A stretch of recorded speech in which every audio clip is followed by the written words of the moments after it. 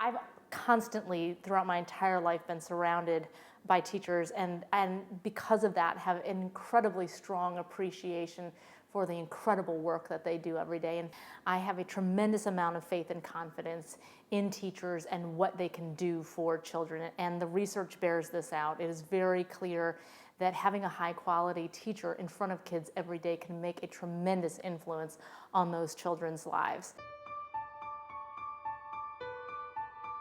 I think when you think about great teachers, there are always folks who are not only concerned about that particular subject, but these are holistic folks. These are people who are genuinely concerned about how a person does inside the classroom and out. The reason why we love this man so much was because he had such high expectations for us. He would not accept anything less than our best.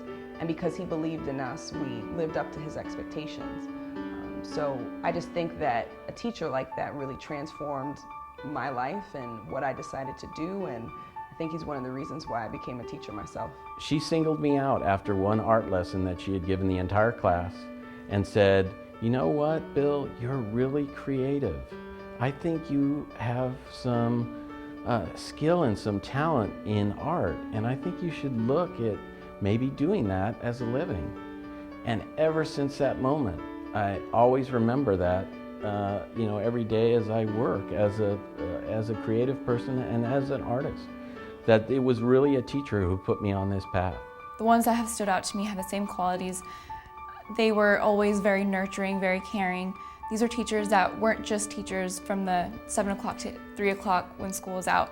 They were teachers and they were friends, and they were people who genuinely cared about you and wanted to see you succeed. He pushed me to be better at everything, from writing to math to science.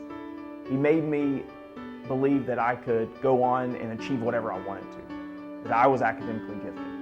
And ever since then, I got straight A's, I was successful in school, I had confidence, but it took Mr. Smith pulling me aside, believing in me, so that I could go on to be successful. She inspired us to love literature. We would recite Shakespeare, we'd recite just all these great writers in class, and she really made us love literature. He was really important to me because he was the first teacher who gave me that sense of knowing what I wanted to do with my life. And so that took me to Cornell, which is actually ultimately where I found my interest in education reform later. And I would never forget her. She said, "You know what you're supposed to do. You are not a diamond in the rough, you're a diamond getting rough. And let's get you back on track." And she did. She put me in college preparatory classes and sent me on my right direction, and I thank God for her. He taught me that it's not so much about what you learn, it's about how to learn.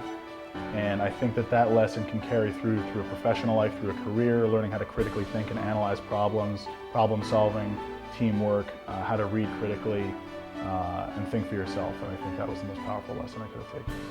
I truly believe that even when kids are coming to school with tremendous challenges, and many of our children across the country do, they come to school every day without having the home support that they need, or coming from environments and communities that are less than ideal.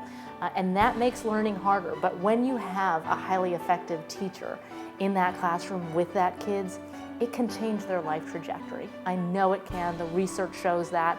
And that's why I believe that teachers aren't the problem in public education. They're the solution to the problems that we have.